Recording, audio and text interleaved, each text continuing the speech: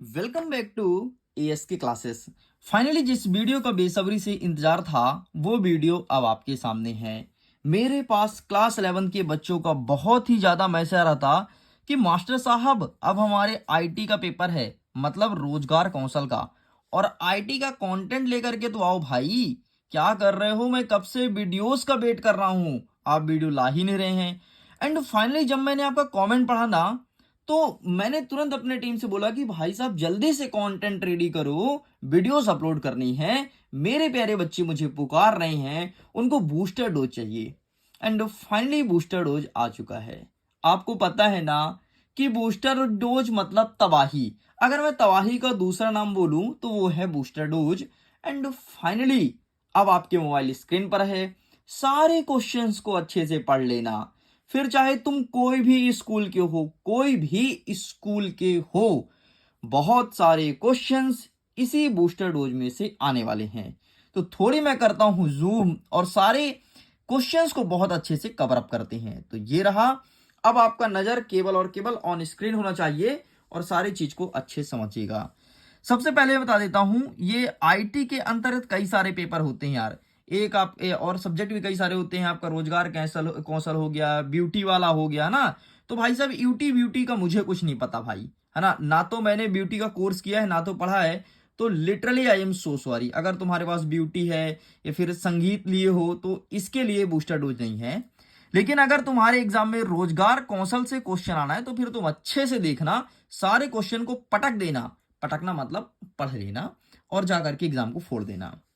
सबसे पहले पूछेगा कि संचार कौशल का परिचय दीजिए। आपको इंट्रो देना है कि आखिरकार क्या होता है संचार कौशल। तुमको पता है ना, किसी भी संदेश को एक स्थान से दूसरे स्थान तक भेजने के लिए हम जिस चीज का यूज करते हैं उसे कहते हैं संचार। और बस वही तो आपका संचार कौशल कहलाता है। एंड इसके तत्व भी बताना है, एलिमेंट्स कौन कौन होते हैं इसको भी डिफाइन करना है ना। तो अलग अलग स्कूल का प्रश्न बनेगा। कुछ जगह पूछेगा कि संचार कौशल के एलिमेंट मतलब तत्व कौन कौन से हैं, और कुछ जगह केवल परिचय पूछेगा। क्वेश्चन बनेगा 2 नंबर के हिसाब से, तो इसको ऐसे ही प्रिपेयर करना है।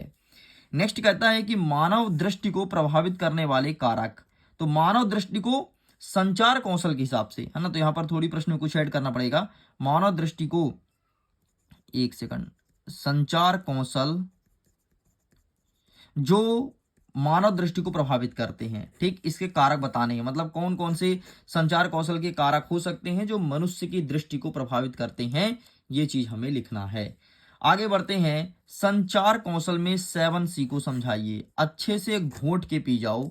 ये 7C इस बार तुम्हारे एग्जाम में आ रहा है, और ना केवल एक स्कूल में बल्कि बहुत सारे स्कूल में 7C पूछा जाएगा, तो ये प्रिपेयर करना है। नेक्स्ट कहता है कि गौर गैर मौखिक व दृश्य संचार का महत्व व परिभाषा देना है।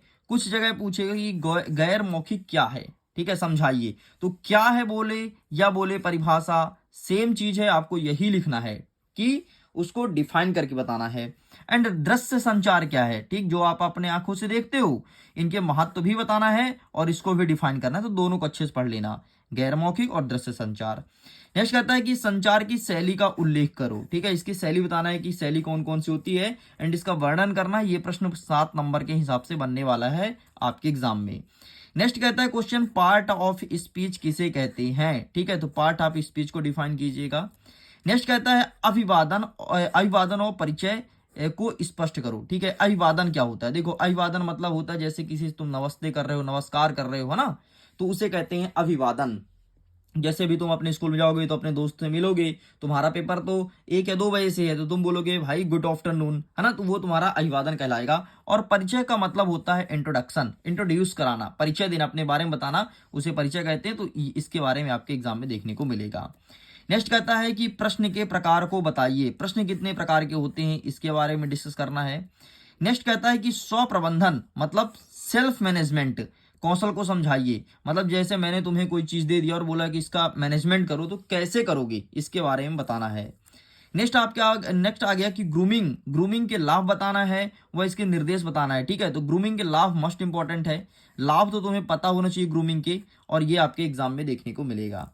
नेक्स्ट कह रहा है कि समूह कार्य क्या है। समूह कार्य जो तुम टीम मैनेजमेंट है ना, या फिर टीम के साथ काम करते हो उसके बारे में बोल रहा है।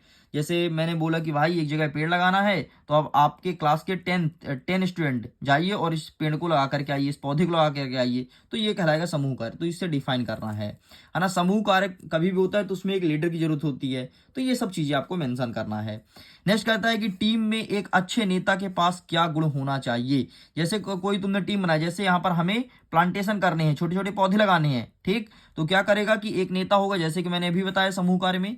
तो वे नेता के पास कौन से गुण होना चाहिए, ऐसा नहीं कि नेता बहुत गुस्सा वाला हो, है ना, अगर कोई टीम मेंबर गलती कर दे तो बस उसको जाके मारने लगे, नहीं, ये गलत तरीका है, चिल्लाना गलत तरीका है ना। तो नेता के अंदर कौन कौन से गुण होने चाहिए, सबसे पहले नेता को जो बात करने का तरीका हो, शैली हो, बहुत ही सरल और बहुत ही अच्छा होना चाहिए। फिर दूसरी बात यह है कि अगर आप नेता हो तो अगर कोई तुम्हारे टीम मेंबर गलती कर रहे हैं तो उस गलती को भी सहना है ना। ये नहीं कि चिल्लाने लगो, डांटने लगो, दपटने लगो, उसे भगा दो टीम से, ये गलत तरीका है। तो ये सारे प्रॉपर्टीज पढ़ लेना गुण। कुल मिला करके यार, अगर तुम नहीं पढ़ पा रहे हो, समय कम है ना, तो अच्छा जो व्यक्ति है, तो व्यक्ति का नेचर कैसा होना चाहिए, बस वही लिख देना। नेक्स्ट कहता है स्व प्रेरणा का अर्थ बताओ, मतलब वही सेल्फ मैनेजमेंट। वैसे मैनेजमेंट इसे नहीं बोलेंगे, प्रेरणा का मतलब होता है मोटिवेशन, तो सेल्फ मोटिवेशन, ये सेल्फ मोटिवेट का अर्थ बताओ और प्रेरणा के प्रकार बताओ। जैसे तुम बूस्टर डोज देख रहे हो ना, तो तुम्हें अब सेल्फ मोटिवेशन आ गया हो कि यार अब तो हम फोड़ करके आएंगे, तो बस यही तो है सेल्फ मोटिवेशन, ठीक, मतलब तुम्हारी अंतरात्मा से आवाज निकलती है कि बस सर का बूस्टर डोज आ गया, मतलब अब तबाही फिक्स है, ठीक है। एंड प्रेरणा के प्रकार ही बताना है। नेक्स्ट कहता है टाइम मैनेजमेंट, अब समय का प्रबंधन कैसे करना है। जैसे कि आपको पता है ना कि आपके एग्जाम में 2 या 3 घंटे का समय मिलता है, तो इस 2 या 3 घंटे में पूरे पूरे क्वेश्चंस को कैसे उड़ाना है, जो 20 क्वेश्चंस रहेंगे, तो इसे कहते हैं टाइम मैनेजमेंट। नेक्स्ट कहता है आईसीटी को समझाइए या परिभाषित कीजिए। अब देखो यहाँ पर तुम्हारे आईसीटी भी आ सकता है या फिर आईटी भी आ सकता है, तो दोनों को तुम्हें डिफाइन करना पड़ेगा। दोनों सेम चीज है, नाम अलग अलग है, परेशान मत होना। जब कभी तुमसे बोले कि इसको डिफाइन करो, तो हमेशा पहले इसका फुल फॉर्म लिखा जाता है, तब जाकर के आगे डिफाइन करते हैं। नेक्स्ट कहता है वर्ल्ड प्रोसेसर क्या है, ठीक है, इसके लाभ बताना है कि हमें कौन कौन से प्रॉफिट होते हैं। नेक्स्ट कहता है कि हेडर और फुटर क्या है।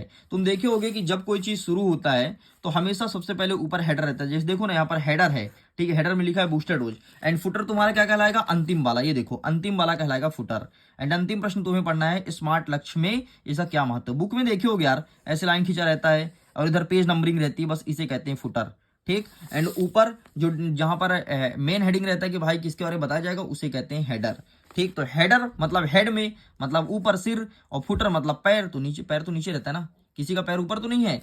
बस भाई बूस्टर डोज में इतने क्वेश्चन थे, क्वेश्चन की संख्या बहुत कम है, लेकिन सारे क्वेश्चंस एग्जाम में आने वाले हैं, इस चीज को ध्यान रखिएगा और बढ़िया पढ़ करके जाओ, एग्जाम को फोड़ करके आओ और आप परीक्षा दे करके आइए। मैं आपका इंतजार करूंगा और बढ़िया सा एक प्यारा सा कमेंट करना, हम आपके कमेंट का वेट भी करेंगे। तो मैं वीडियो को एंड करता हूं। Thanks for watching. पीडीएफ को डाउनलोड कर सकते हो, लिंक वीडियो को डिस्क्रिप्शन बॉक्स में दिया गया है। Okay, bye bye.